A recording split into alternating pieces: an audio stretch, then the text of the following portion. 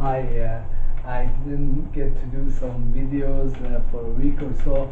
I got a gig in a movie or an episode of a series. It's called The Grant's Life, and as is the usual case, in every movie I play, I get brutally killed or maimed, or I don't know what is it with my personality that the director or the scriptwriter just wants to kill me.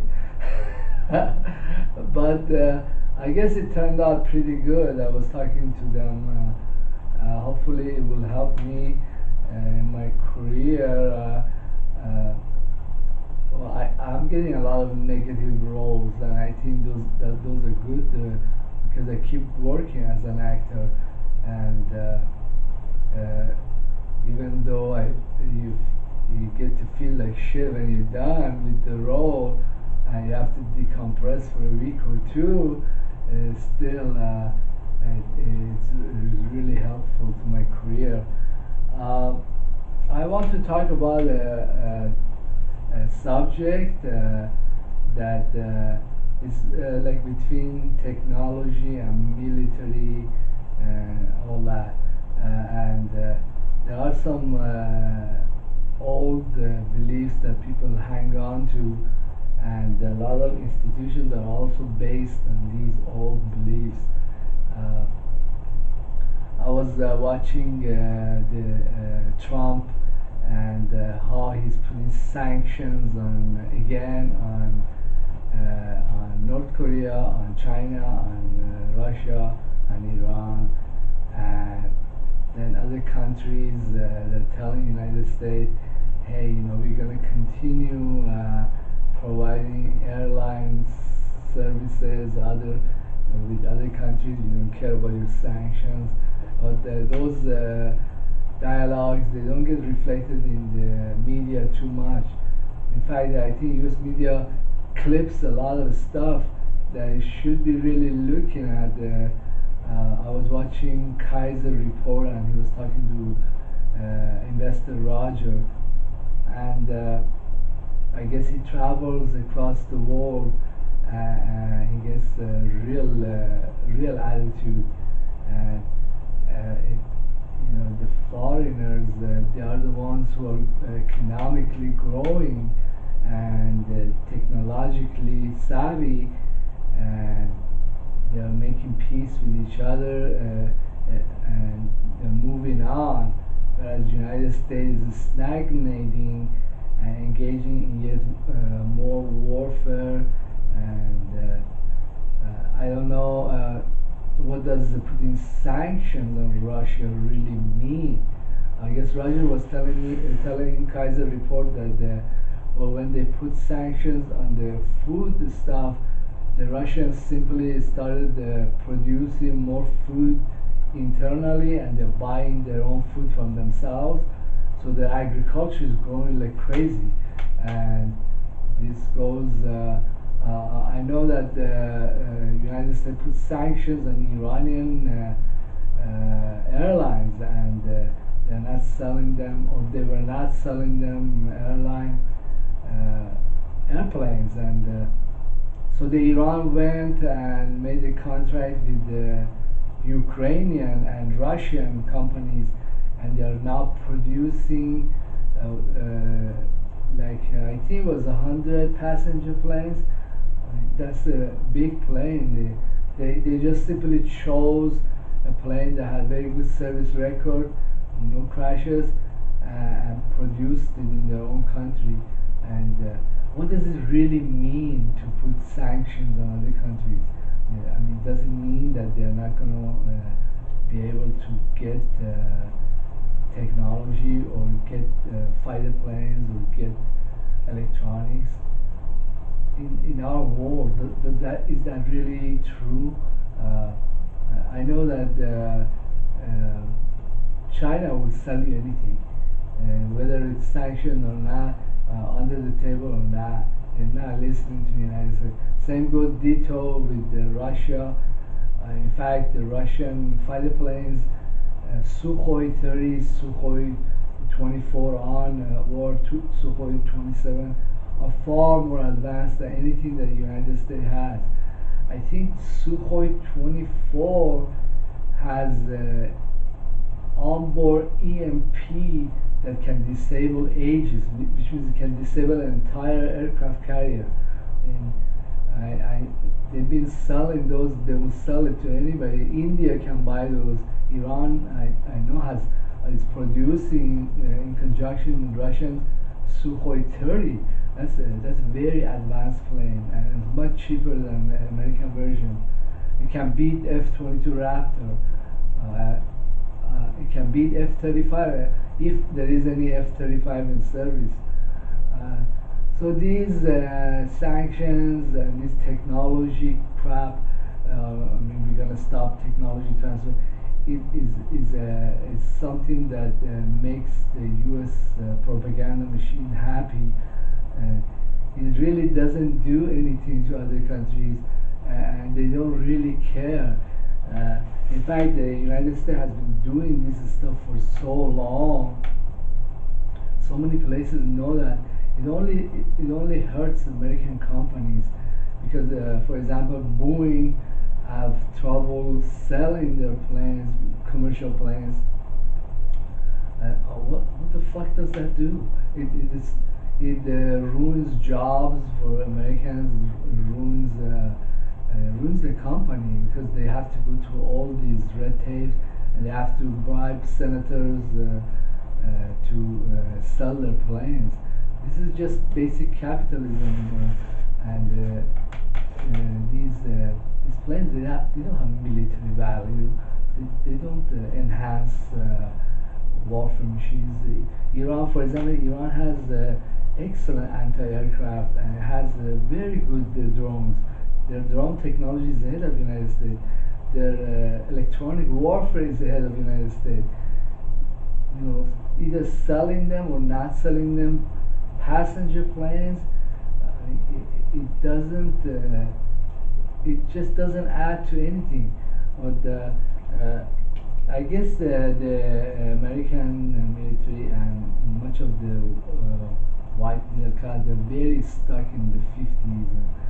I was playing this movie, and I think the gist of the movie was telling the Middle Eastern or Muslims or Iranians or Pakistan, hey, you better behave yourself, or we're gonna kill you viciously like this one guy. I mean, we got him.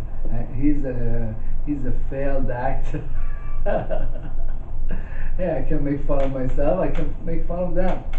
All right. So the other thing about technology in our world, in today's world, every freaking guy, every freaking countries that they were nobody before, like Singapore or Malaysia or Vietnam or North Korea or Eastern Europeans, they have technology. I mean, it might not be exactly Boeing style technology, but hey, if you got a few bucks and you're willing to travel, you can buy this stuff. You can buy planes, you can buy fighter planes, you can buy anti-aircraft battery, you can buy Stinger missiles, you can what is there that you cannot buy if you have money and motivation?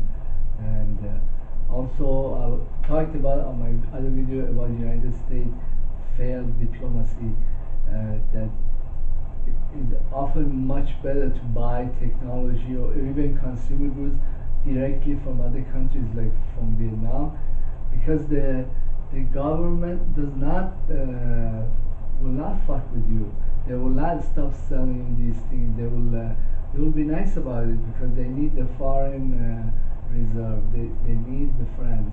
They are not like Americans. Americans don't need friends. They need their hubris. They want to prove something to the world, and the world already is very sick of it. I won't go into this discussion, but I think everybody knows this. Like the artists, they know this, but hey, some artists are desperate like me. They want to make money in acting or in games, so follow the official bullshit, but bullshit is bullshit, and many of these ideas and ways of thinking that belongs to the past, they belong to the past. The other thing about technology is that it gets old very fast. Once a system or an invention or a piece of electronics or a piece of hardware is out in the market, and a few companies get hold of the basic technology, the price keeps dropping, and it becomes passe after a while. I mean, I could tell you some examples. I was buying these lights, they're like outdoor lights. They run with the batteries. I bought some other ones.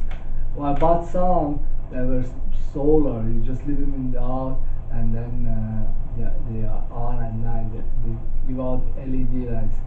But it was amazing. All these consumer goods that they're either selling at the 99-cent store, or they're selling at the 99-cent store for $1.99, or I don't know. On eBay, I buy electronics up the yin yang, and everything is extremely cheap. I bought video cameras. I bought a huge screen laptop. I can buy anything. A few dollars, I got it. I mean, so what does sanctions mean? And all this deflation in the prices of consumer goods or electronics, or in fact any goods that are synthesized somewhere in China or Korea or Vietnam or Russia, the prices are collapsing, and they will collapse even more in the future.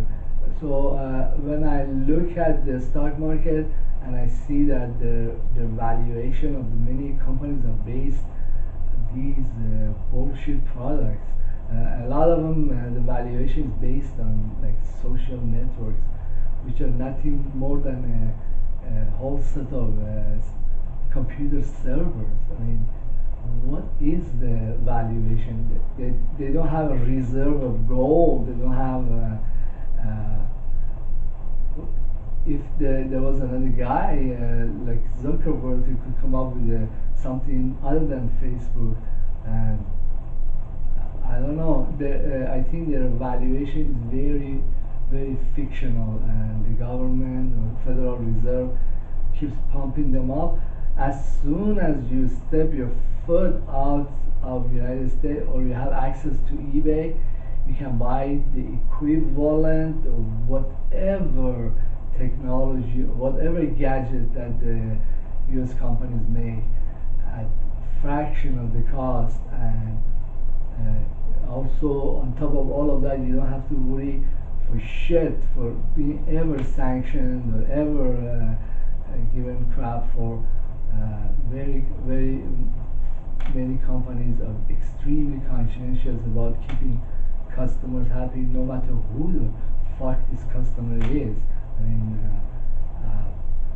I think that the elite, the US elite, are living in the past, in the 50s, and we are going to see a huge tech crash, which means that somebody else besides Hassan looks at two and looks at another two and says, hey, this just add up to 4. They don't add up to zillions of dollars. You follow what I'm saying? Yeah, this is my video for this week, and my sentiments on this subject, which has some military reflections, because a lot of the stuff the military uses, the hardware, is also a form of a gadget or something. I was watching the YouTube, and I was seeing that the Iranians are building all these extremely high-tech rockets, stealth rockets, Stinger missiles, and because they are the manufacturer, they're making thousands of them. Is the cost has dropped and everybody's got them. The other thing that is also in a way connected to this is that I think that Yemen Houthis will be inside Saudi Arabia, or it would invade it, or there will be a civil war involving Yemenis because of the availability of weapons. Like everybody's got weapons, everybody got these gadgets, and I wonder if a lot of the weapons that the Saudis currently hold will not fall into the hand of Yemenis. Who knows? I think the battlefields have changed, the consumer markets have changed. There is a massive deflation going on in anything that the company can synthesize or put together. I won't even go into software, and that's just a dead horse right there. But my stuff is totally research, and you will not find this stuff, I promise you, almost anywhere. And please subscribe, show some support. Thank you very much.